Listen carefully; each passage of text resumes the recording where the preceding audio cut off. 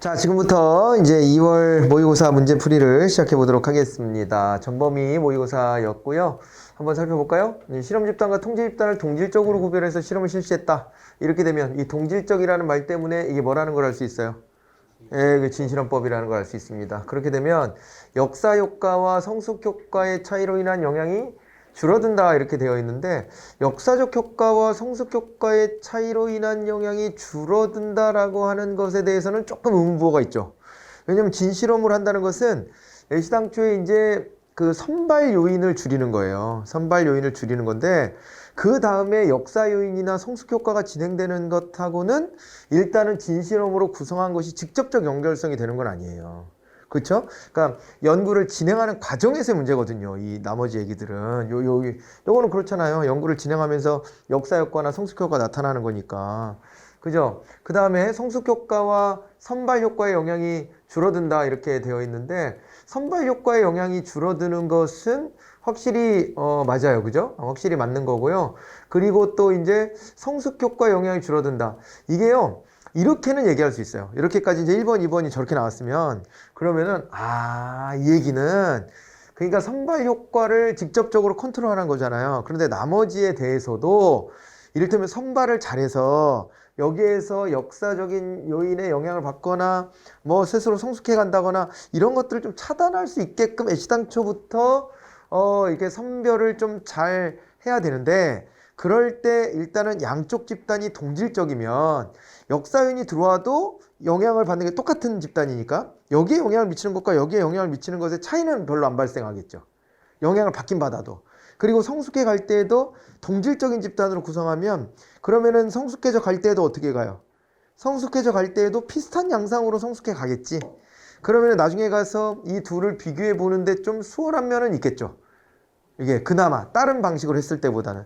그 얘기로 해석을 한다면 그럴 수도 있겠군. 이렇게 이제 생각을 할 수 있는 겁니다. 그리고 회귀 인공 요소가 일어날 가능성이 없어지는 거, 이거는 확실하게 틀렸거든요.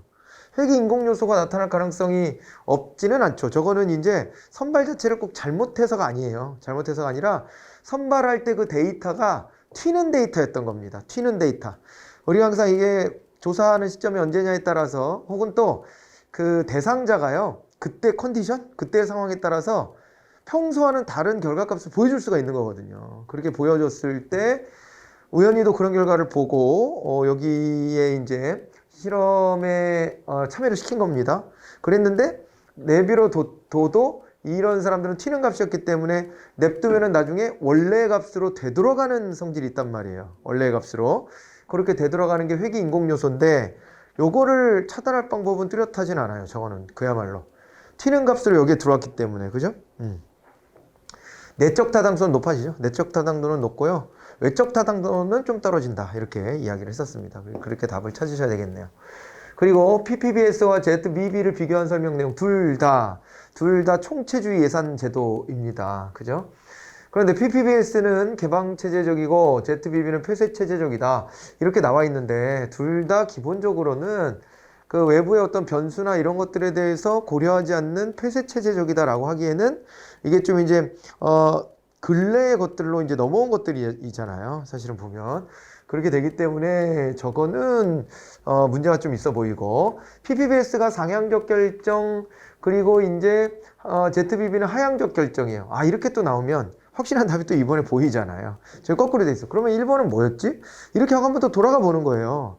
실제 문제 푸는 느낌으로 제가 지금 말씀드리고 있는 건데, 그럼 뭐지?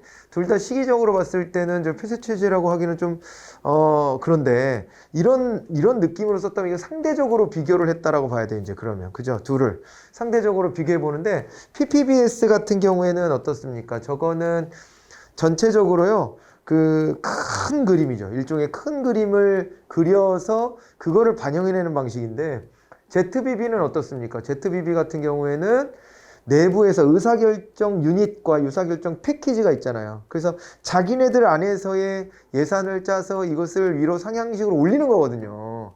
그럼 이렇게 놓고 보면은 얘는 뭐 외부적인 요소나 이런 걸 고려할 필요 별로 그렇게 있진 않아요. 근데 이제 얘는 PPBS는 5년짜리 장기 계획 속에서 이걸 녹여내기 때문에 외생적인 변수들도 다 고려를 할 수밖에 없는 거거든요.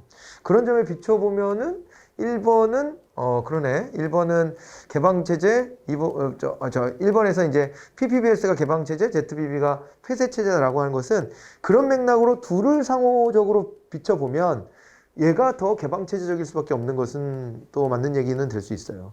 그러니까 시기적으로 봤을 때는 이제는 어떤 고민을 하든 환경적인 요소를 고려하지 않는 시대는 지나간 거거든요, 이미. 그래서 그 고려를 전혀 안 하진 않을 텐데, 그런데 얘랑 얘를 다이렉트를 비교해보면 얘가 상대적으로 더 개방체제적일 수 있겠다. 이런 해석은 가능하다는 거죠. 그죠?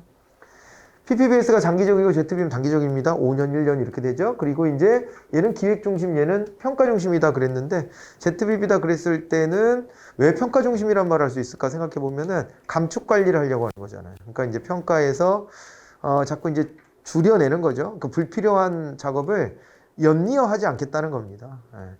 그때 필요한 것에만 돈을 쓴다. 이렇게 하는 겁니다. 그게 계속 살아남아서 좀비처럼 살아남는 것을 이제 방치하지 않겠다. 이런 설명이 되기 때문에 그런 맥락에서 보셔야 되겠습니다. 답은 2번으로 확인하시면 돼요. 표현이 조금 어렵고 지금 이제 헷갈릴 수 있는 부분들이 좀 있었어요. 1번, 2번 전부 다 아주 만만하게 접근되는 것은 아닙니다. 내용이. 근데 답이 좀 뚜렷해. 답이 뚜렷해. 그게 이제 그나마 이제 괜찮은 것이고, 얘는 이게 뭐냐? 예산회계제도에 대한 설명 옳지 않은 것 그랬는데, 재정용자 특별회계 이런 말이 나왔죠? 여기 출자 계정에는 정부 출자 및 출연을 수행했는데, 지금은 폐지됐다 그랬어요. 잘 아는 내용 아니죠, 이거?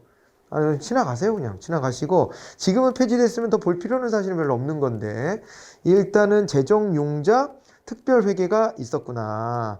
그리고 여기 출자 계정에 정부 출자 및 출연을 여기다 담았었는데 지금은 없어졌다고 하는 설명이구나. 라고 생각하시면 되고, 이게 있었던 게 거의 20년 가까이 되기 때문에, 그렇기 때문에 지금은 역사예요, 그냥 역사. 그리고 이제 현금주의는 현금이 수납되었을 때 수입으로 기록하고, 현금이 지급되었을 때 지출로 기록하는 것이다. 이렇게 되어 있는데, 요거는 확실히 맞잖아요. 요건 확실히 맞고 아는 거고 우리가 발생주의는 채무가 발생했을 때 지출을 기록하고 세입의 징수 결정이 이루어졌을 때 수입으로 기록한다 이렇게 되어 있습니다. 그죠? 예, 이렇게 되어 있는데 요 부분과 관련해서는 이게 이제 기출 문제를 좀 변형한 건데 실제로 요게 징수 결정이 이루어졌을 때라는 거를 얼마나 예민하게 보느냐의 문제입니다. 사실은 징수 결정이 이루어지고 납부 고지가 되었을 때 잡아요. 정확한 시점은. 그런데 납부 고지를 하는 것은 일종의 구체적인 행위이기 때문에 뭐라 그럴까? 그거에 대한 의사결정은 이미 내려진 상태잖아요. 그래서 그거를요, 한 동작으로 보면, 이제 이거 시험을 보고 또 질문도 있었는데요. 질문도 들어왔었는데 어떤 교재에는 이게 이렇게 돼 있더라고요. 여기 지금 보면은 우리의 표현은 징수결정이 이루어졌을 때 라고 되어 있잖아요. 근데 거기에는 교재에는 징수결정 및 고지서가 발부되었을 때 이렇게 돼 있어요. 그러니까 그 밋을 어떻게 해석하느냐 이 부분인데 헷갈릴 수 있죠. 공부하는 차원에서 헷갈릴 수 있는데요. 그런데 이제 정확하게는 납부 고지가 되어야 상대방에게도 어떤 그죠? 그 다음 행위를 하라는 것이 상호적으로 이루어진 거예요. 징수 결정은 내부에서만 한 거잖아요. 그리고 고지를 해서 알린 거잖아요. 너 이런 행위 해야 돼? 라고 하는 걸 알린 거잖아요. 언제까지 이런 행위 해라? 하는 것까지가 이루어져야 이게 이제 세입으로 기재가 될 수 있다. 그게 더 정확한 건데 이제 그 표현에 따라서 좀 헷갈릴 수 있는 거죠. 그러니까 사실은 그런 행위를 했다는 것은 납부 결정을 했기 때문이고 크게 보면 납부 결정을 한 게 중요하지 돈이 진짜 들어온 거가 중요한 게 아니다. 이 얘기로 이해하면은 이것도 맞는 거 아니야? 이렇게 할 수가 있다는 거예요. 근데 디테일한 과정까지 놓고 보면 징수 결정만 이루어졌다고 되는 것이 아니라 결정되고 이것이 상대방에게 상호적으로 채권 관계가 돼야 됩니다. 그래서 내시오! 라고 하는 것을 통보해주고 상대방도 그것을 인지하게 되었을 때 그럴 때 이제 징수에 대해서 이게 발생주의에서 이걸 계상해낸다 라고 하는 것으로 이해하시면 좋겠어요. 네, 그렇게 하시고 어려운 문제입니다. 이것은 여러분들이 해결하기에 우리가 공부했던 내용만으로는 쉽지는 않은데 아마 이 관련된 거를 제가 한번 기본 이론 같은 거 할 때 언급은 해드렸을 거예요. 그걸 기억하시는 분들은 이거 이랬었지 라고 생각하고 답을 찾으셨겠지만 이게 이제 사실은 통상적으로 우리가 볼 수 있는 그런 내용들은 좀 아니어서 좀 힘든 부분이에요. 답 찾기가. 채무부담주의에게는 채무부담이 발생한 시점을 기준으로 기록, 보고하는 방식이다. 이렇게 되어 있어요. 채무 부담주의 회계니까요. 채무 부담이 발생하면 기록 보고한다. 물품구매나 공사 등 주문이나 계약에 유용한 제도다. 이렇게 나와 있습니다. 채무 부담을 지기로 하면은 그때 이제 기재 기록한다. 이렇게 되어 있는 거니까요. 물품 구매나 공사 등 주문이나 계약을 할 때 아직 돈이 안 나갔다고 나한테 돈이 남아있다고 생각하는 것보다는 이거를 이제 써야 되니까 이건 떼어놓고 본다. 이렇게 하는 게 훨씬 더 유용하죠. 그래서 사실은 여러분들이 찾으면은 용어 때문에 4번도 좀 애매했을 수도 있지만 2번만 확실하게 아니, 야, 이거는 옳은 건데? 이렇게 하고 나머지는 뭐야? 이랬을지도 몰라요. 그랬을지도 모르는데 답은 3번이니까 요거는 좀 고난도 문제로 해서 그렇게 해서 한번 좀 정리를 해 놓으시면 좋겠습니다. 자, 그 다음에 4번으로 갑니다. 점증주의 예산결정 이론에 대한 설명으로 올바른 것이 뭐냐? 점증주의니까 LIBS나 PBS 같은 거를 떠올려 보셔야 될 텐데 예산의 정책 측면을 강조하죠. 정책 측면을 강조해서 정치적 능률성 같은 것들을 여전히 신경 쓰고 있는 것이다. 이렇게 봐야 되고 대부분의 시기에 유효하게 적용된다. 이거도 유용해요. 왜냐면은 이거를 어느 정도 레벨로 보느냐의 문제인데 나중에 가면은 PPBS나 ZBB로 바뀌었잖아요. 총체주의 방식 바뀌었지만 그렇다고 LIBS 방식이 없어졌냐? 그렇지 않거든요. 그렇지 않거든요. 예산제도 운영할 때 그런 방식이 뒤섞여 있어요. 지금도. 뒤섞여 있기 때문에 요 얘기는 맞을 수 있겠다. 이렇게 생각하면서 가셔야 되고 예산의 규모는 사회의 후생극대화를 기준으로 결정한다. 이렇게 되어 있습니다. 점증주의 예산 결정에 사회후생극대화를 기준으로 결정한다. 사회후생극대화는요. 경제학에서 보면은 정부가 개입해서 추구하는 게 그게 사회후생극대화인데 그게 바로 경제적 합리성을 전제하는 얘기죠. 경제적 합리성. 근데 정치적인 거를 고려하잖아요. 그럼 사회 전체 후생 극대화에서 어긋났는데 정치적인 요구에 마지못해 들어주거나 저들의 표가 의식돼서 들어주거나 하는 게 많아요. 제가 그런 말씀 드렸지 않습니까? 우리가 이제 대학의 무상교육이라고 하는 것도 유럽의 기준으로 놓고 보면 그 이루어지면 좋겠다 싶은 생각도 있어요. 그렇기는 한데 우리 고등학교 무상교육을 이제 결정했어요. 근데 대학교의 반값 등록금 제도는 벌써 10몇 년 전에 도입됐거든요. 그러니까 이게 순서가 맞냐고 제가 질문 드린 적 있잖아요. 순서가 맞냐? 안 맞지? 근데 고등학교 등록금은 사실은 좀 생활이 좀 어려워도 낼 만한 수준이고 대학 등록금은 집안 형편이 빠듯하면 내기가 어렵고 그렇게 되면은 대학 다니게 공부를 하는 건지 알바를 하는 건지 모르는 상황으로 빠져들고 이것이 이제 청년이 사회생활할 때 빚을 안고 출발하게 되는 일종의 하나의 출발선이 서로 달라지게 되는 빈부격차의 또 표본이 되기 때문에 우리가 이제 대학 진학률이 무려 80%까지 이제 넘었던 시절도 있었으니까 그렇게 따지고 보면은 이게 우선순위 아니냐라는 요구가 있었던 겁니다, 당시에. 그래서 사실 따지고 보면 고등학교도 무상이 아닌데 대학교에 재정 지원을 한다. 대학 가는 거에. 이것은 순서는 바뀐 게 맞고요. 그럼 대학에 진학하지 않는 청년들의 문제는 어떻게 할 것이며 이런 것들은 사실 논쟁이 돼야 되는 거죠, 원래는. 그러나 정치적 고려가 그때는 좀 빡셌지. 학생들이 다 그때 막 동맹해가지고 이거에 대해 문제 제기하니까 그렇게 갔잖아요. 그런 것처럼 이게 정치적인 어떤 기준이 반영되게 되면 사회후생 극대화에서는 좀 멀어질 수도 있다. 무슨 얘기인지 알겠죠? 그러니까 조금 더 목소리가 큰 쪽에 이 관점이 많이 반영될 수 있다. 그렇게 볼 수 있는 것이고요. 그리고 이제 예산은 한계 효용 관점에서 상대적 가치를 중시하여 결정한다. 이렇게 되어 있는데 이것도 총체주의 방식이에요. 그죠? 한계 효용의 관점에서 상대적 가치를 중시했다. 이렇게 했으니까 여기 총체주의 관점에서 보면은 한계 효용 극대화. 이런 걸 하는 거거든요. 이게 좀 어렵죠. 이 말 자체가. 한계 효용은 뭐냐면요. 하나를 더 추가했을 때 그때 만족감이 얼마나 되냐? 뭐 이런 거를 따지는 겁니다. 그래서 경제학에서 왜 경제학 공부하려고 하면 미분해야 된다 얘기하잖아요.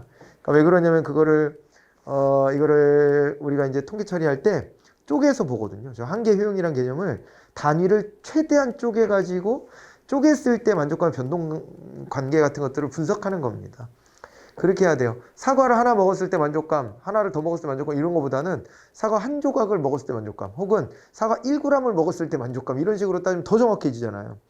그런 식으로 따지는 게 한계용이라는 거가 있어요. 그런데 이렇게 하는 건 경제적 합리성을 추구하는 행위라고 봐야 되고요. 예산은 정부기관 및 이익 집단 간 갈등을 원만히 해결하여 결정한다 이렇게 되어 있는데 이게 점증주의 정확한데? 그죠? 점증률 정확히 그러면 4번이 답이야. 그럼 아까 1번은 뭐였냐? 또 해석의 여지가 있는 거예요. 이게요, 지금도 그게 남아있다고는 했지만 기계적으로만 놓고 보면 그게 어떻게 됐어요? LIBS, PBS까지는 점증주의, PPBS부터는 총체주의 이랬으니까 아마 출제자가 그거를 양쪽을 갈라서 이렇게 생각하면서 출제를 했다면 대부분의 식이 유효하다라고 하는 것에 대해 가지고 동의를 안 했구나, 이게 볼 수 있는 거고. 근데 우리가 아는 게 병일 수도 있지만 여전히도 LIBS 방식은 아예 폐기된 건 아니다. 여기까지 우리가 디테일하게 기억을 하면 이 얘기도 맞을 수 있는데? 라는 생각을 한 번 더 해보는 거죠. 그렇게 생각하시면 돼요. 더 명확한 답이 있으면 그걸 찾는 겁니다. 당연히. 그게 이제 출제자의 의도를 우리가 분석하는 거, 이렇게 생각할 수 있죠. 4번을 답으로 그렇게 찾아가시기 바랍니다. 인사행정에 대한 얘기가 이제 그 다음 문제에 나와 있습니다. 법관 및 교사는 경력직 공무원이 맞습니다. 그 중에서도 일반직은 아니고 특정직 공무원이 되는 거죠. 법관이란 별도의 직업군이 있고요. 그 다음에 교사라는 직업군이 있습니다. 별도로 직업으로 이렇게 분리되는 특정직 공무원, 이렇게 이제 보시면 되고, 개방형직위는 모두 임기제 공무원을 보한다 그랬는데, 이게 개방형직이라 그래서 모두 임기제 공무원을 보하는 건 아니에요. 왜 그러냐면은 개방형직이다 그랬을 때 특히 우리가 고위공무원 단위다 그럼 20%, 과장급도 그렇지만 국가공무원에서는 20%를 개방형직으로 하잖아요. 근데 개방형직이라면 누가 올 수 있는 거냐? 기존의 공무원이 아니었던 사람도 올 수 있지만 기존의 공무원이었던 사람도 올 수 있는 거예요. 근데 기존의 공무원이었던 사람도 오는데 그 사람이 여기에 지원을 해요. 지원을 하고 여기에서 일하겠습니다 하는데 그 사람이 이제 정년이 보장된 트랙 아닙니까, 원래는? 그런데 갑자기 여기로 옮기면서 나는 정년을 포기해야 돼. 임기제 공무원이야. 그럼 누가 옵니까? 갈 거예요, 여러분들 같으면? 그 나이 돼 보면 더 심해져요, 그 마음이. 그 나이 돼 보면. 저도 이쯤 나이 돼 보니까, 좀 알겠어. 이게 젊을 때는 그래도, 야, 이거 안 하면 딴 거 하면 되지. 이렇게, 여기 경력사 딴 거 하면 되지. 이런 거 있잖아요. 그런 자신감이 더 크지만 점점점 그 기회의 폭은 좀 줄어들거든요, 나이가 들면. 그런데 누가 지금 정년이 보장돼 있는데 그걸 포기하고 이쯤 올라가가지고 과장급 이상으로 올라가서 거기서 갑자기 정년을 포기하고 나는 임기제 공무원 할 거야, 이렇게 누가 합니까? 그럼 아무도 저긴 지원 안 합니다, 내부에 있는 사람은. 그래서 그걸 보장할 이런 식으로 임기제 공무원 할 수가 없고, 저거는 이제 원래 직업 공무원이었던 사람은 그 정년을 보장해 주고 가야 돼요. 그렇게 제도가 운영되고 있습니다. 그래서 요거는 임기제 공무원 오는 사람, 어떤 사람 개방형직에 원래 공무원이 아니었던, 늘공이 아니었던 사람이 올 때, 그럴 때만 임기제 공무원 하는 겁니다. 이거 정확히 알고 가셔야 되고요. 고위공무원단에는 일반직 공무원 외에 특정직과 별정직에 대한 공무원도 포함이 되죠, 그죠? 됩니다. 특정직 공무원에서도 외무공무원, 우리가 지칭해서 봤었고, 별정직은 이제 각각 지정하는 거니까 지정하면서 이렇게 이제 고위공무원단에 일부 편입시키기도 합니다. 자, 그리고 국세청장, 국정원장, 검찰총장 및 경찰청장은 소관 상임위에서 인사청문을 한다. 인사청문회가 있죠. 제도가 있는데 이 제도 대상자들 중에서 어떤 사람들은 이제 인사청문 특위에서 인사청문회를 거치는데, 그런 사람들은 다 누구라 그랬냐면 결국에는 국회의원들이 다 모여서 본회의에서 표결로서 결정해야 되는 자리들이에요. 그건 전부 다. 그런 자리만 인사청문 특위에서 하고 나머지는 소관 상임위원회에서 하는 겁니다. 그런데 우리가 이렇게 의원들이 다 같이 모여서 인사 문제와 관련해서 찬반을 표결한다? 그거는 어디냐면 이제 국무총리, 감사원장, 대법원장, 대법관, 그죠? 그리고 헌법재판소장. 이 5자리 하고요. 자기네 몫으로 결정해서 보내야 되는, 근데 국회의원 전체 의견이 모여져야 돼요. 그게 바로 헌법재판관 3인, 그리고 중앙선거관리위원회 위원 3인. 거기는 자기들이 다 알아야 되는 거예요. 다 누구나 다 표결을 해야 되니까. 그래서 그건 인사청문 특위를 따로 구성하자, 이런 형태로 가고요. 나머지 자기네 전체 모여서 본회의에서 표결해야 될 자리가 아니면 그거는 굳이 전체 국회의원이 알아야 될 사안은 아니고, 인사청문회 결과를 누구만 알면 되냐? 그 소관 상임위원회 사람들만 알면 돼. 그리고 표결까지는 안 하고 뭐 하는 거예요? 보고서만 채택하고 보고서를 임명권자인 대통령한테 토스해주면 되는 겁니다. 그럼 대통령이 그걸 가지고 판단 내리면 되는 거예요. 근데 국회에서 표결하는 것도 아니기 때문에 이 경우는 대통령이 자기 마음대로 할 수 있습니다. 결국에는. 그렇죠? 그렇게 가는 겁니다. 그래서 국세청장, 국정원장, 검찰총장 및 경찰청장은 청의 장들이에요. 청의 장들 중에서 인사청문회를 받는 자리는 국정원장 빼고, 국정원장은 이제 국정원의 원장이니까 그거 빼고 나머지 3개. 저 청의 장들은요, 사실은 거기 장관이나 인사청문 대상이지, 청의 장들은 원래 본질적으로는 인사청문 대상이 아닌데, 이 자리들은요, 권세를 행사할 수 있는 자리들이에요, 여기가. 근데 무서운 데들입니다. 이 국가 권력을 일선에서 쥐고 흔드는 데들이에요. 그래서 여기는 인사청문 대상으로 넣은 겁니다, 예외적으로. 예외적으로 넣고, 그 다음에 국정원장도 이제 여기 들어와 있는데, 이런 자리들 같은 경우에는 소관 상임위를 인사청문을 하면 됩니다. 국세청장은 기재위에서 하고요. 기획재정위원회. 그리고 이제 국정원장은 정보위원회라고 상임위원회가 있습니다. 검찰총장은 법사위라고 있죠. 법제사법위원회. 그리고 경찰청장은, 아니, 경찰청이 어디 소관이에요? 행정안전부 소관이잖아요. 그 행정안전위원회에서 해요. 그 위원회 이름까지는 여러분들이 알 필요는 없어요. 그럴 필요는 없는데, 그런 데들이 합니다. 그런데 이제 보면은, 원이 보면은 어떻게 되어 있어요? 국정원하고 감사원이 있는데, 감사원장은 헌법에서 국회 표결을 거치도록 했기 때문에 그거는 인사청문 특위로 가는데, 국정원은 그런 규정이 없어요. 그래서 국정원장은 그냥 소관상임위원회에서 합니다. 이렇게 받으시고요. 자, 그 정도 할까요? 예, 그렇게 하면 답이 보였죠? 예, 그렇게 해서 답은 2번으로 이렇게 찾아봤고요. 공익에 대한 얘기가 나와 있습니다.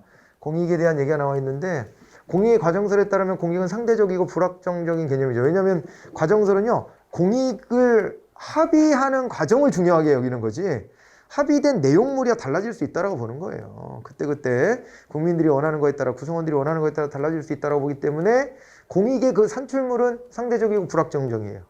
중요한 건 뭐라고 보는 거예요? 중요한 거는 바로 공익이라고 하는 것의 이 공익이라는 걸 도출하기 위한 과정. 그게 얼마나 민주적이냐. 민주적이라는 건 어떤 의미로 받아들여야 돼요? 공리주의랑 구분해서 보셔야 된다 그랬죠? 공리주의랑 되게 유사해 보이지만 달라. 왜냐하면 공리주의는 개개인의 이익을 우선시하는 게 아니고요, 사회 전체 이익이 극대화되는 걸 중시하는 거예요.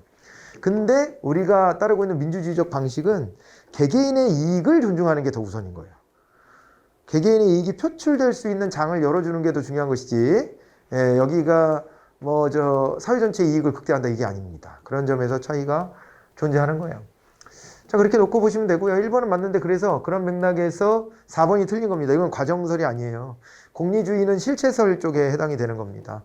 실체설 쪽에. 그러니까 요거는 과정이 중요한 게 아니라 결과적으로 사회 전체 이익이 극대화됐느냐, 이거를 보고자 하는 거예요. 그렇고 공익은 정확히 정의할 수 없는데 확실히 정의할 수 있는 몇 가지 특징이 있고요. 공익이라고 하는 거 공공의 이익이니까 한 사람의 이익은 아니고 여럿의 이익이네, 뭐 이런 식으로, 그잖아요. 그렇게 이제 몇 가지 특징을 가지고 있어요. 그리고 행정은 공익을 추구한다는 점에서 사익을 추구하는 경영과는 구분이 되는 거죠. 그래서 공익이라는 가치가 중시되고 시험에서 많이 나온다, 이렇게 보시면 됩니다. 자, 정책 결정 모형에 대한 설명 중 옳지 않은 걸 찾아보래. 바라츠가 또 나왔습니다. 엘리트 무의사 결정은 정책 의제 설정 단계뿐만 아니라 결정이나 집행의 단계까지 계속 따라가면서 이 작업이 이루어질 수 있다. 그래서 할 수 있으면 어떤 방법을 써요? 강압적 방법을 쓰기도 하고요.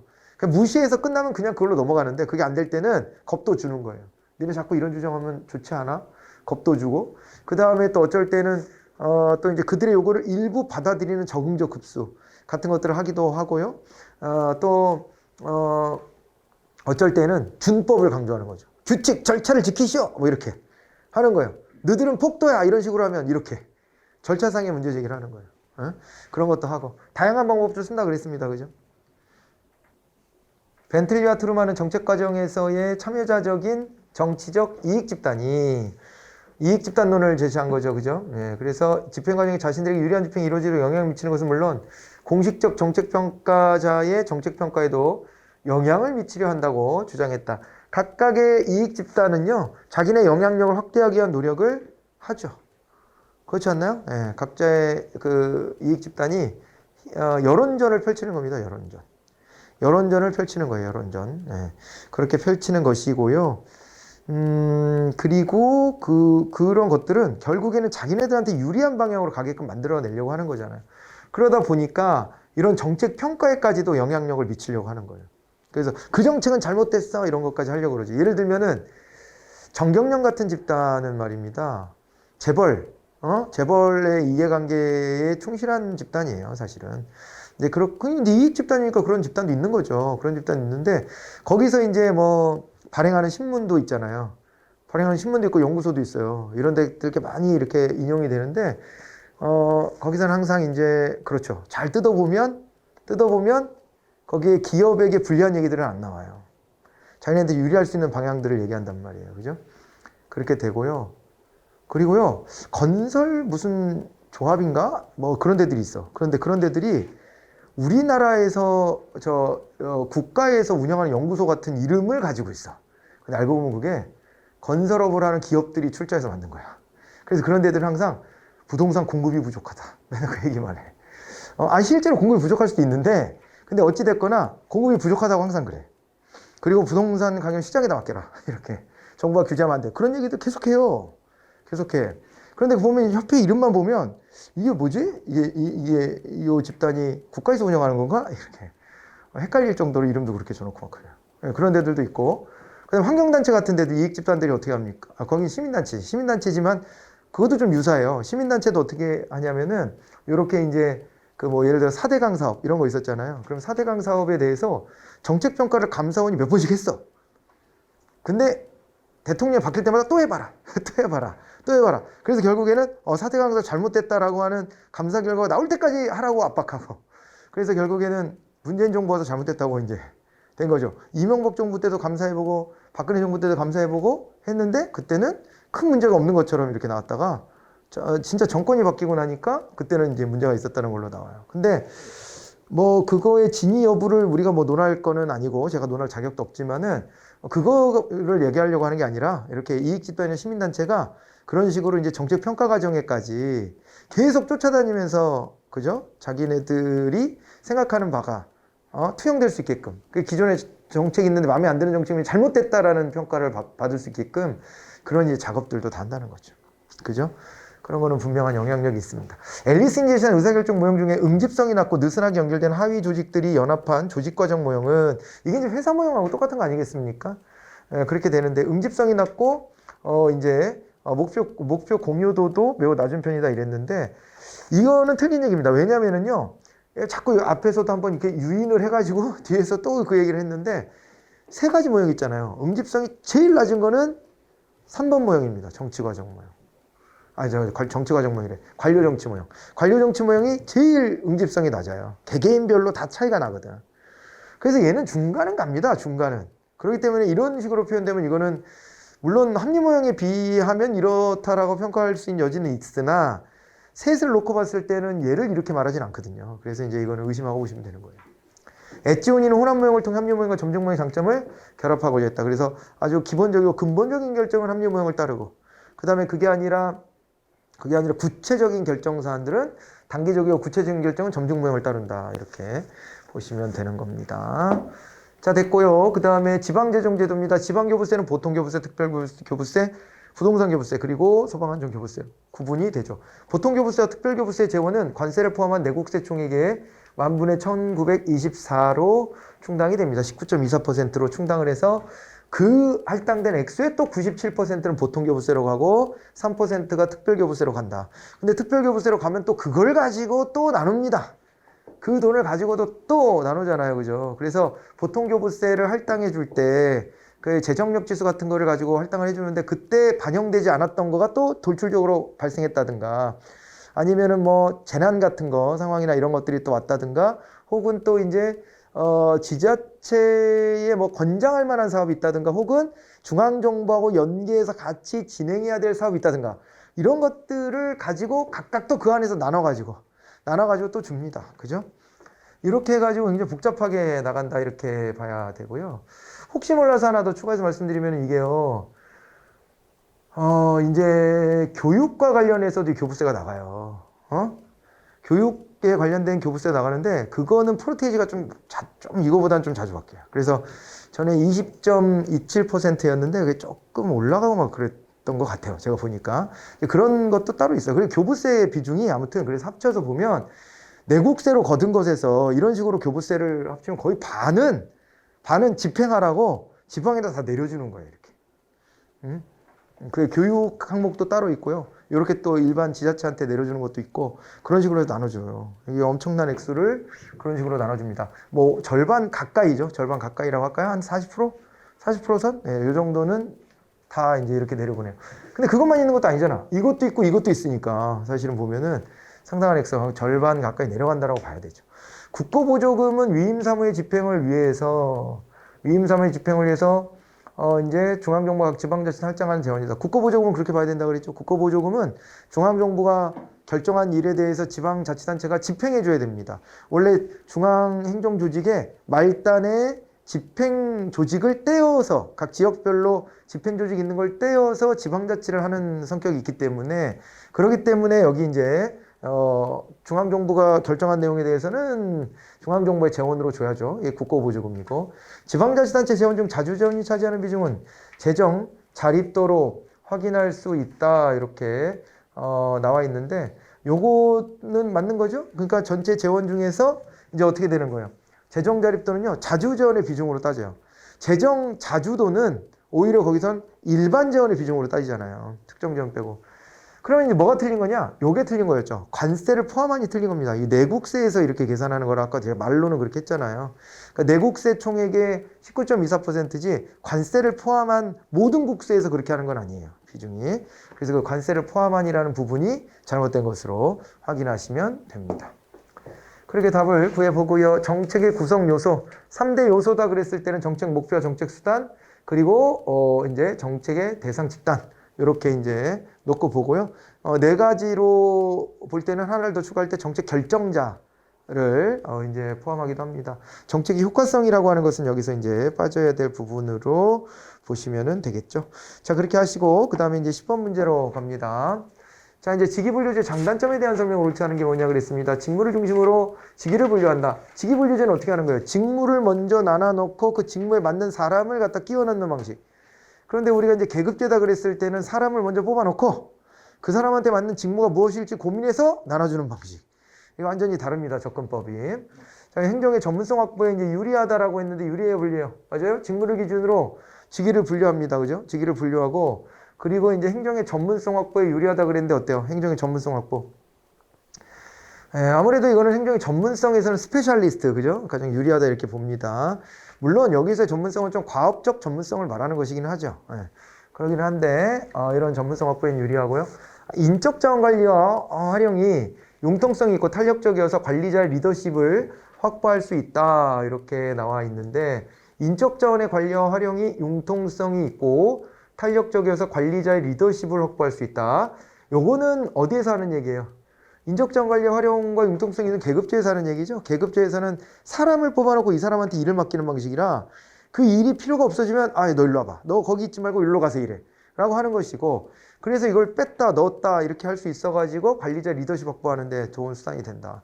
그리고 이게 순환보직을 전제하기 때문에 순환보직을 생각해보면은 당사자도 크게 불만이 있을 건 없어요. 어차피 여기 뭐 계속 평생 있을 것도 아니었고 이 일이 없어져갖고 딴 데 가라고 하면 가는 거지 뭘. 거기 뭐 불만 있을 일이 뭐 있어요. 그렇게 갑니다. 실적주의를 토대로 관료의 정치적 중립성과 신분보장이 이루어진다 이렇게 되어 있는데 이건 어떻습니까? 실적주의를 토대로 관료의 정치적 중립성과 신분보장이 이루어진다. 실적주의 토대인 건 맞아요. 분명히. 그죠? 실적주의 토대고요.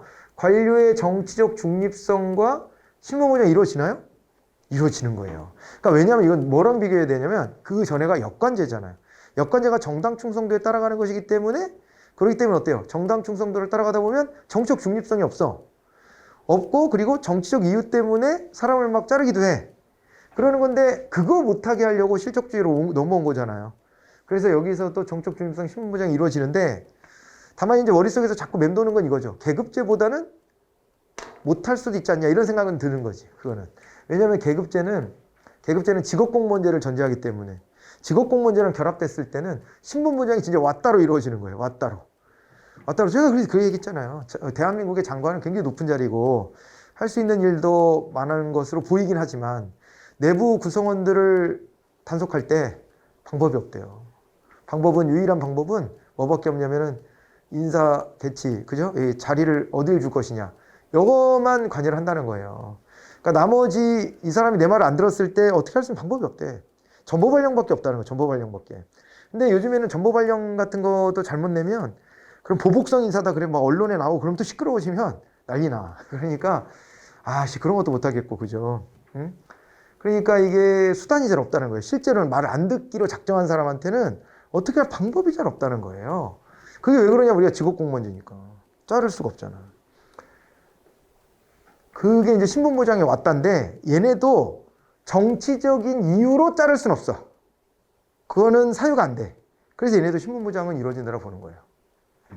다른 이유로 그만두고 나가는 거야 있을 수 있겠죠. 능력이 안 된다든가 이 직무가 없어졌다든가 그런 건 가능하겠지만은 그렇지만은 그것이 신분보장이 안 되는 것이라고 볼 수는 없어요. 그러니까 애써 쥐어짜내 보면 그런 경우는 있을 수 있는 거죠. 정치적인 요구를 했는데 안 들었어. 그래서 얘를 자르고 싶은데 그 이유를 못 자르니까 끙 하고 있다가 나중에 가서 시비 걸어서 내보낸다. 이런 건 있을 수 있겠지. 그런 것까지 하면 어쩔 수는 없는데 그렇다고 이게 정치적 중립성을 보장 안 해주는 것이라고 말하면 안 된다. 절대. 이거는 이 뉘앙스의 차이를 잘 이해하셔야 돼요. 동일 직무에 대한 동일 보수의 원칙을 적용하는 것이 직위분류제입니다. 그래서 얘는 나눌 때 업무의 곤란도, 책임도 이런 거에 따라 나눠가지고 직무 등급을 딱딱딱딱딱 쪼개놨기 때문에, 그죠? 직무 등급을 그런 식으로 딱딱딱딱 쪼개놨기 때문에 그렇게 쪼개놨을 때는 어떻게 되는 거예요? 그렇게 쪼개놨을 때는 동일 직무의 동일 보수의 원칙을 적용하는 거죠. 보수의 형평성을 가져오는 데는 되게 좋습니다. 근데 계급제는 그러지 않은 경우가 있어요.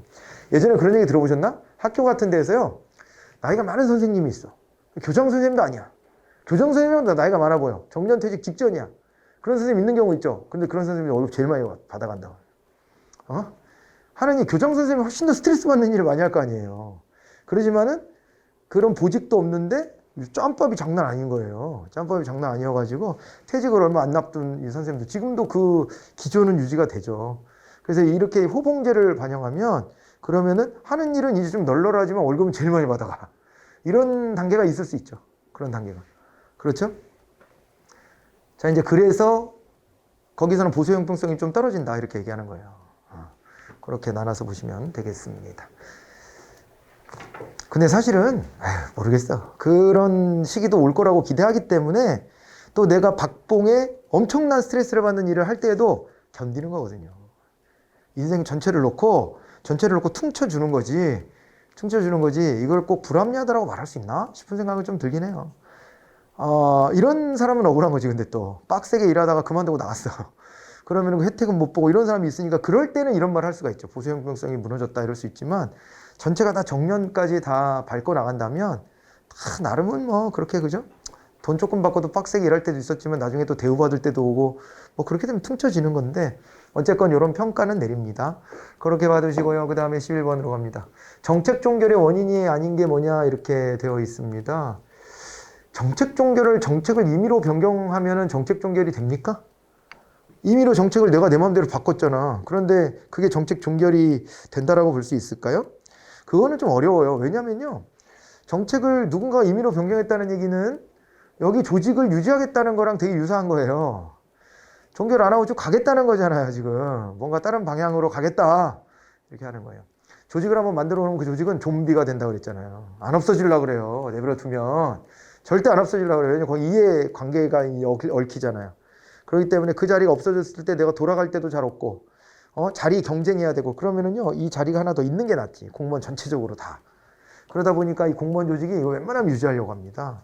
그래서 뭔가 이제 정책 목표 달성도 안 될 것 같고, 그런데도 이 정책을 임의로 변경해가지고 계속 유지한다든가 이럴 수 있다는 거예요. 그래서 4번은 빼고 봐야 되고요.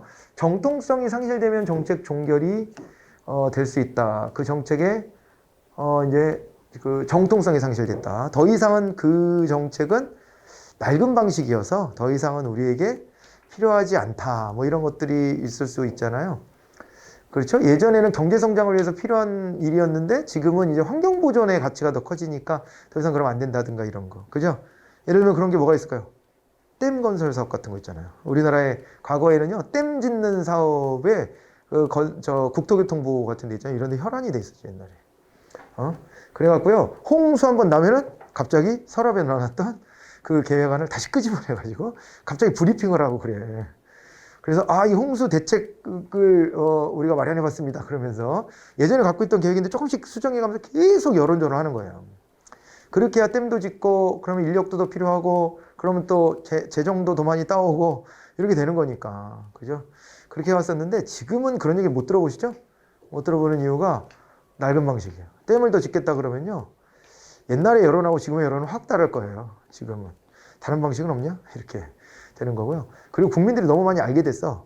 이게 보니까 우리나라 홍수가 나는 것은요, 큰 강에서 나는 게 아니라 지천에서 나는 거야. 지천에서. 그럼 댐으로 해결될 수 있는 수준은 이미 다 져놨으니까 더 이상 필요는 없어. 그 지천에 저 지류 있잖아요. 이런 데들을 관리해야 돼. 거기 근처에서 홍수가 나서 난리가 나는 거여가지고 이게 국민들이 지식도 늘어났고 환경 보존에 대한 마인드도 달라졌기 때문에 하기가 어렵죠. 그죠?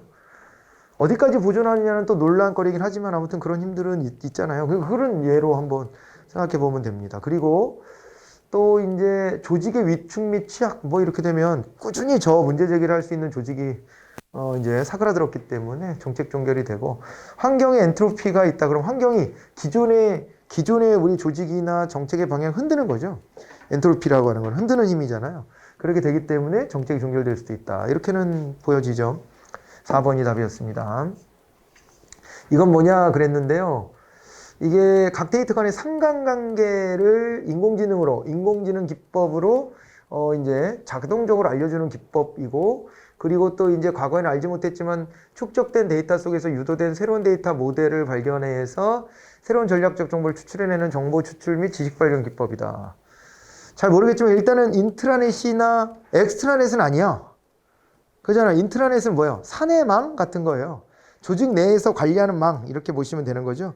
그렇게 보면 되는 것이고, 그 다음에 엑스트라넷이다 그랬을 때는 어떻게 되는 겁니까? 이거는 바깥에 뭐 기업 간의 연결망이라든가 뭐 이런 거, 아니면은 본점과 지사 간의 연결망 같은 거, 뭐 이런 식으로 이제 외부로 인트라넷망, 아니면 본점과 지사는 좀 애매하고, 아니면은 이런 거 아웃소싱을 준 업체, 협력 업체하고의 망이라든가 뭐 이런 것들을 엑스트라넷이라고 그렇게 얘기를 하는 것이고요. 그리고 여기에 나와 있는 건 데이터 마이닝이라는 개념이에요.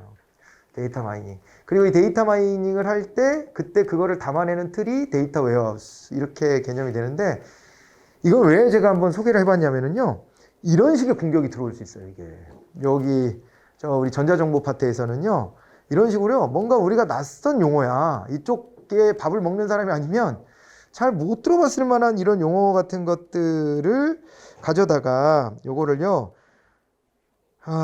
갖다가 이렇게 시험 문제 툭 내는 경우가 가끔 있어요, 진짜로. 그러면은 이거는 뭐 평소에 우리가 공부했던 내용이 아니라 상식 수준으로 따라가 줘야 되거든요. 그럴 때 어떻게 접근해야 되는 연습 한번 해보시라고. 그렇게 된 겁니다. 그래도 느낌적인 느낌으로 있잖아요. 요게 이제 그 정보를 추출해내는 거라고 했으니까 영어도 좀 짧은 영어라도 좀 동원해보고 그러면, 야, 이거 1번은 아닌 것 같은데? 이렇게. 그죠? 3번이 가까운 것 같은데? 이렇게 해서 찾아내시는 연습을 하는 거예요. 이런 문제 유형들은 그렇게 가셔야 되고, 일성관료제 재량권 강화의 필요성 뭐 이런 거야 뭐 우리가 맨날 했던 거 아니겠습니까? 위에서 내려오는 정책의 방향성은요, 추상적이고 일반적이에요. 그냥 일반론적인 거예요. 원론적인 얘기죠. 근데 현실에서 맞닥뜨렸을 때는요, 절대 그 방향으로 잘 안 가요. 안 가게 돼요. 안 가게 됩니다. 그래서 그거를 일선 관료들이 구체화할 때 맞춰내줘야 돼요. 맞춰내줘야 돼. 이거를 어떻게 보면 이렇게 딱 접점 역할을 해줘야 되는 거예요. 접점 역할을. 그래서 일선 관료한테요, 재량권을 강화를 해 주어야 하는 겁니다. 집행 담당자의 자원, 시간, 능력의 부족 때문에 재량권을 강화하는데 이건 말이 안 되잖아. 앞뒤가 안 맞죠? 재량권을 강화하는데 집행 담당자가 자원도 부족하고 시간도 부족하고 능력이 부족한데 뭘 재량을 주냐 이 말이에요. 이건 잘못됐고, 집행 현장마다의 특수성이 있기 때문에 저건 이제 이게 아까 이런 똑같은 얘기예요. 구체화 과정에서는 차이가 있을 수 있다는 것이고, 현장에서 발생한 예기치 못한 사태에 대비하기 위해서 그런 겁니다. 이런 것들을 같이 봐두시면 되겠고요. 그 다음에 공공선택론적 접근 방법에 관한 설명 과정 옳지 않은 게 뭐냐 그랬습니다. 정부는 공공재 생산자이고 시민들은 공공재 소비자다. 공공선택론이 항상 뭐 경제학적인 관점으로 이걸 접근하니까 항상 수요 공급의 관계로 보겠죠. 시민의 편익을 극대화할 수 있는 서비스의 공급과 생산은 공공부문의 시장 경제를 통해서 가능하다 이렇게 되어 있는데, 서비스의 공급과 생산은 공공부문의 시장 경제와, 아예 그래서 얘네들은 관료제를 좀 부정했다고 말씀드린 적이 있었죠. 관료제를 부정했고요. 그리고 내부에서 하더라도 이거를 이제 관료제적인 구조가 아니라 시장 경제적인 측면을 끌고 나가는 것을 이제 선호하고요.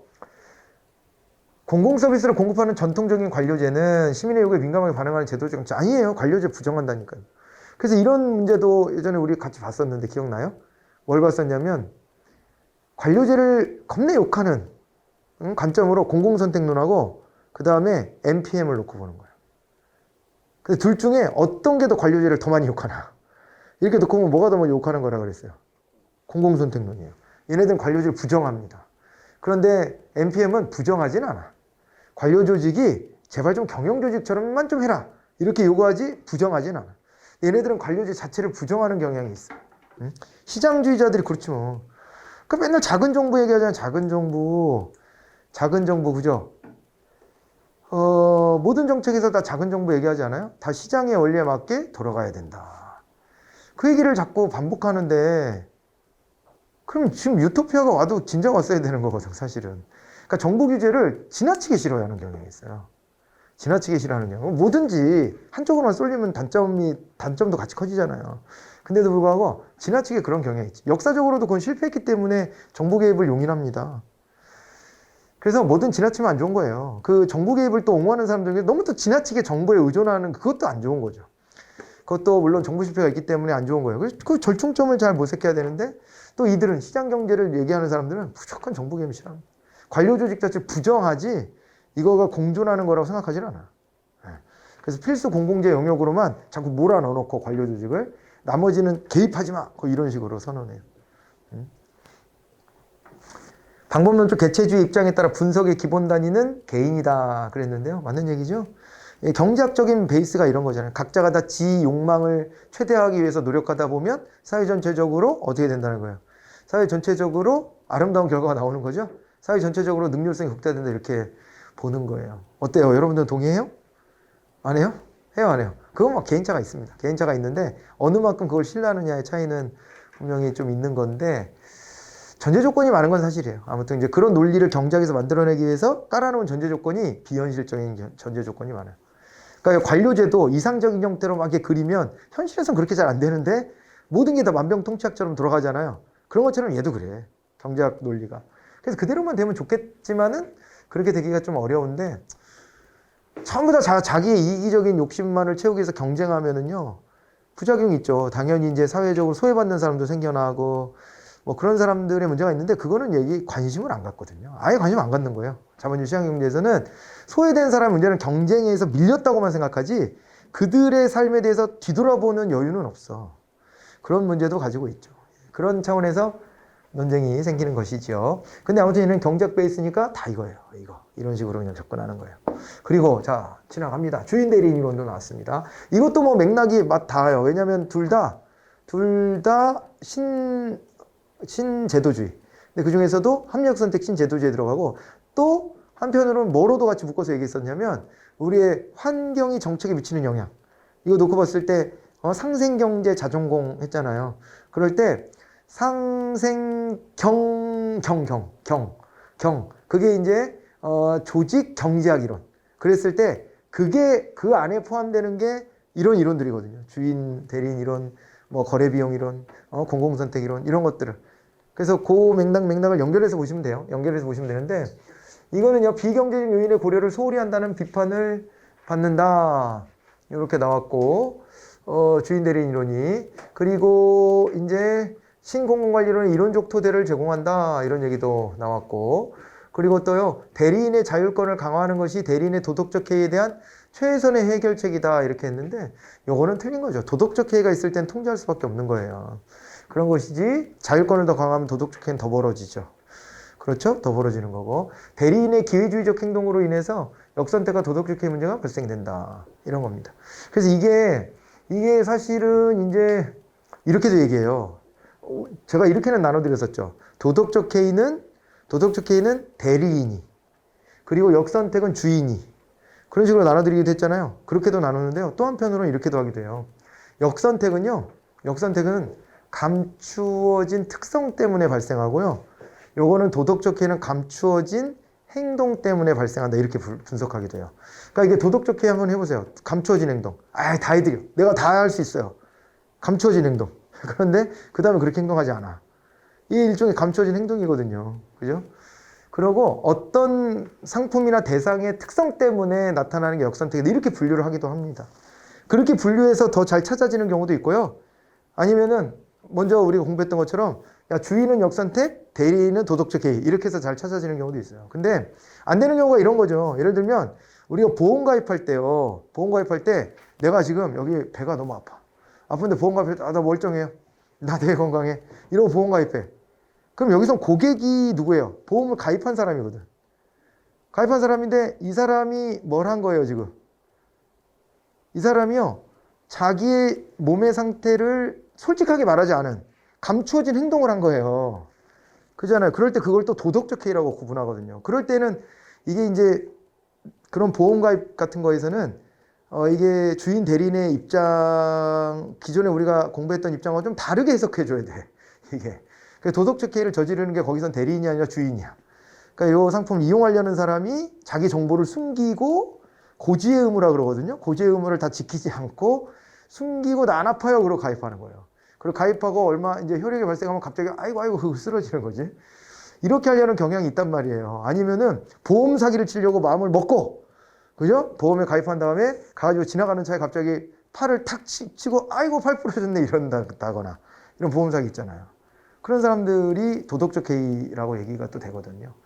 이게 조금 복잡하긴 한데 그런 이론이라고 생각하고 가시면 되는 겁니다. 그래서 옳지 않은 거는 3번이었습니다. 3번이에요. 그리고 얘네가 이게 신제도주의, 경제학의 베이스를 둔 신제도주의에서 온 것이기 때문에 그런 면에서 그런 면에서 넘어갔네요. 그런 면에서 비경제적 요인의 고려를 소홀히 한다는 비판이 있고, 그 다음에 신공공관리론 이론적 토대를 제공했다 이런 얘기도 말이 되는 거죠.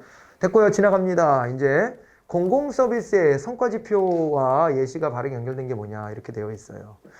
이거는 어떻게 되는 거냐면요. 보시면은요. 지역사회의 안정성, 범인체포 건수. 이거는 뭐 우리 맨날 제가 이 비슷한 거 연습을 많이 시켜드렸는데, 일단은요. 참여한 경찰의 규모가 뭐가 되는 거예요?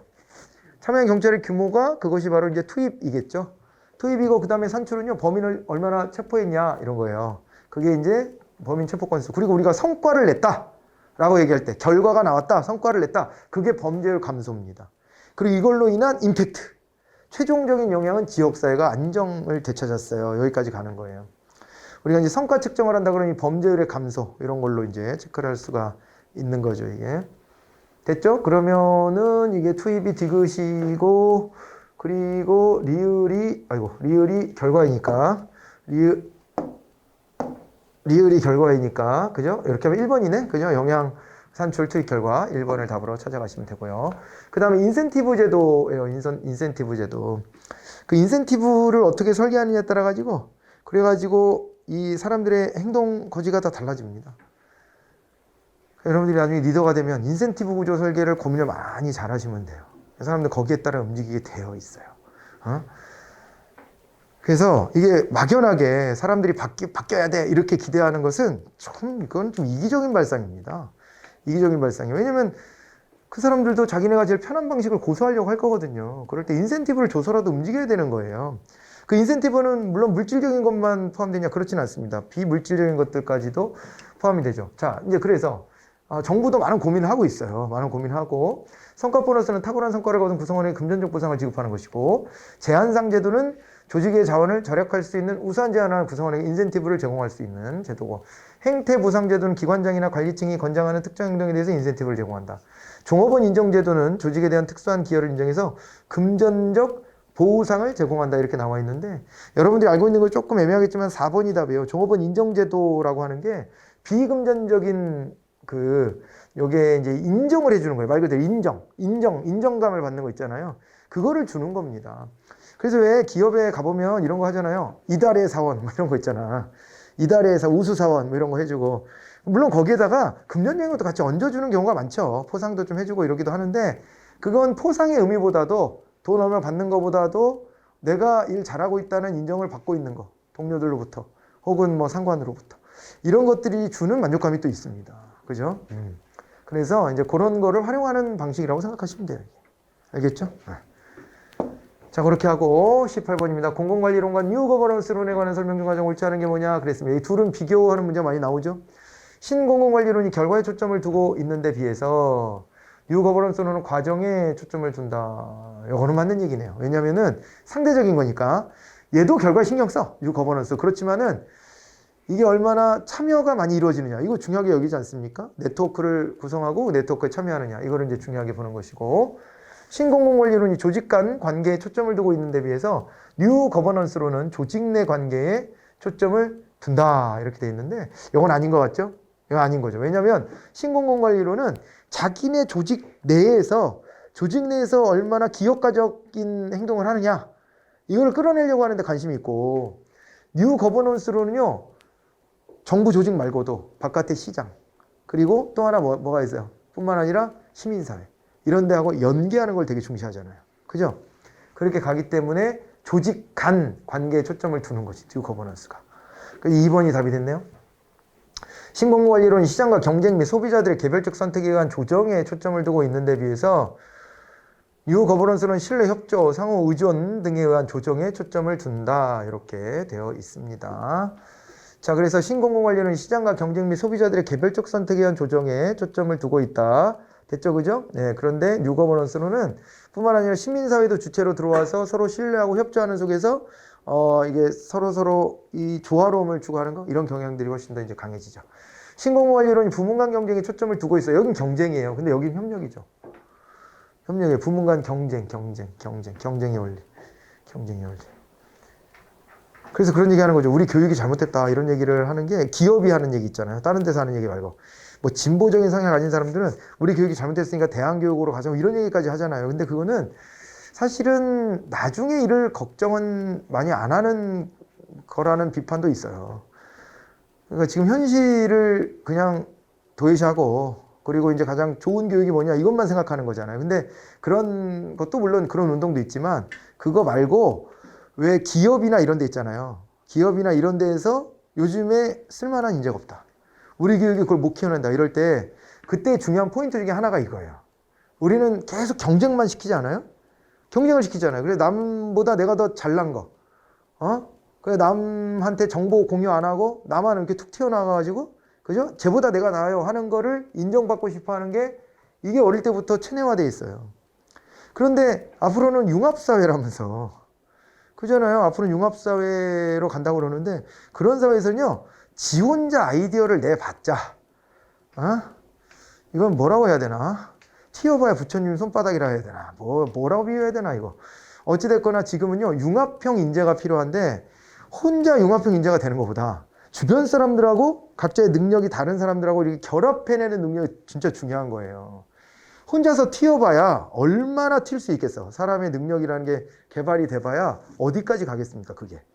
딴 사람들하고의 그 능력치를 합쳐서 시너지를 내는 게 중요한 거예요. 그래서 나 혼자 돋보이는 것을 신경 쓰는 것보다 팀워크를 얼마나 잘하냐. 이거 그래서 기업에서 보면 사람들 뽑아놓고 왜 연수 데리고 가가지고 그래서 과제 주고 한번 하는 걸 보는 거잖아요. 그러면서 얼마나 팀 플레이를 잘하는가, 이런 거를 평가하는 건 오래된 얘기 아니에요, 벌써? 그런 식으로 바뀌고 있는 거거든요. 근데 우리 교육은 여전히 이것만 하고 있어요. 계속. 그러니까 교육이 뒤떨어졌다는 얘기를 하는 거고요. 부모들 인식이, 부모들은 또 옛날 사람이잖아. 그러니까 자기 때 생각을 하다 보니까 자꾸 저 경쟁심 이런 것들에서 벗어나는 걸 좀 무서워하죠, 부모들도. 그래서 교육이 안 바뀌어, 잘. 그런 얘기도 하는 거예요. 앞으로 시대는 이건데, 이거라고 주장한 지 오래됐는데, 이 이론 자체가 90년대부터 나온 얘기 아니에요. 오래된 얘기인데도 아직도 이제 우리가 거기에 대한 이해가 좀 부족한 경향도 있죠. 19번으로 갑니다. 자, 이제 판단적 추측 기법이라. 추측이 아닌 거. 예, 우리가 이제 투사, 예측, 추측 이런 게, 투사, 예견, 추측 이런 게 있었습니다. 그런데 이제 브레인스토밍은 추측이 맞죠. 이건 이제 질적인 판단, 전문가의 질적인 판단. 그리고 델파이 기법도 추측이 맞습니다. 맞고요. 그 다음에 교차 영향 분석도 추측이에요. 그 교차 영향 분석이라고 하는 저것은요, 교차 영향 분석이다 그랬을 때는 이게요, 이게 두 가지 이상의 어떤 내용들이 있잖아요. 이런 것들에 대해서 크로스해서, 말 그대로 크로스해가지고 이거를 이제 분석해보는 기법이라고 보시면 됩니다. 그래서 이게 이제 교차 영향 분석이다라고 하는 것도 이 안에 같이 들어오는데, 그러니까 이건 전문가가 추론해보는 거예요. 이것도 추측을 해보는 거예요. 그래서 이것이 원인이 이거고, 원인이 바뀌었을 때 어떤 결과가 나오나, 이런 것들을 다 종합적으로 보는 거라고 생각하시면 되는데, 선형 계획이다 그러면 LP법 이래가지고 이게요, 저거랑 같은 거예요. 그 회귀 분석. 비슷한 겁니다. 근데 회귀 분석과 달리 X 변수를 이제 2개, 뭐 이런 식으로 해서 집어넣어 보는 게 선형 분석이라고, 선형 계획이라고 보시면 돼서 얘는 뭐가 되는 거예요? 추측이 아니라 이거는 예견에 관련된 양적인 분석 기법입니다. 그렇게 해가지고 4번을 답으로 찾아가시면 되고, 마지막 문제입니다. 자, 우리 특별지방행정기관의 문제점. 특별지방행정기관은 국가의 일성기관으로서의 중앙통제를 강화시킨다 그랬는데, 이건 맞는 얘기죠. 국가의 특별 일성기관이 되는 거예요. 원래 국가의 일성기관은 어디냐면 국가사무의 일성기관은 지자체예요. 지자체를 보통 일성기관이라고도 부르잖아요. 그런데 그거 말고 특별 일성기관, 특별지방행정기관을 설치해가지고 직접 컨트롤하겠다는 거거든요. 그게 중앙집권화를 의미할 수 있는 거예요. 이게. 그 다음에 특별지방행정기관은 지역 종합행정을 져야죠. 왜냐면 이중적으로 이루어지잖아요. 중앙정부가 직접 영향을 미치는 거 아니면 지자체를 통해서 하는 거, 이게 이중적이기 때문에 이 종합행정을 져야 하고, 특별지방행정기관이 주민들의 불편과 혼란을 야기하는 측면도 있다. 왜냐면은 국민 입장에서는 내가 어디로 가서 이 문제를 해결해야 되나, 이 부분이 혼선이 빚어질 수도 있고요. 그래서 제가 그런 얘기 했었잖아요. 앞으로 이제 경찰이 나눠져 가지고 자치경찰도 있고 그 다음에 국가경찰도 있는데, 내가 지금 당한 일은 국가경찰이 호소해야 되는 일인지 자치경찰이 호소해야 되는지 이거 헷갈리는 거예요. 그러잖아요. 어느 쪽으로 가야 되는가 이런 게 헷갈릴 수 있는 거예요. 그러니까 사안들이 나눠져 있긴 한데요. 구체적으로 보면은 어떤 특정 사안이 발생했을 때 이게 애매할 수도 있거든요. 어디로 가야 될까? 이런 부분들이 이게 우리가 이제 혼선을 이렇게 만드는 그런 요소가 될 수도 있죠. 특별지방행정기관의 확대는 국가사무의 효율적이고 광역적인 추진을 위해서 하는 겁니다. 너무 지역 쪼개져 있는 것보다는 모아서 하는 것이 장점이 될 수는 있죠. 4번이 답이 됐습니다. 이렇게 해서요. 풀어보셨고요. 조금 낯선 주제, 낯선 용어 이런 것들을 좀 더 넣어봤습니다. 실전에서는 그런 거를 맞닥뜨리게 될 거예요. 그래서 그런 걸 맞닥뜨렸을 때 당황하지 않고 어떻게든 답을 찾아내는 노력이 필요합니다. 그렇게 해서 대충 찍으시면 안 되고 그걸 읽고 최대한 속어법으로 이렇게 좀 찾아내보고, 그리고 막 추론해보고, 내가 아는 지식을 동원해서, 그리고 또 이제 문맥으로 해서 답을 구하는 거, 이런 것들도 잘 하셔야 돼요. 이렇게 해석될 여지도 있지만 출제자는 이런 방향으로 냈구나, 이런 걸 또 이제 떠올려 보시는 연습도 잘 하셔야 됩니다. 그런 연습을 해보도록 하시고 다음 달에도 또 요 강의는 이어지겠습니다. 고생하셨고요. 마무리할게요. 수고하셨습니다. 감사합니다. 네.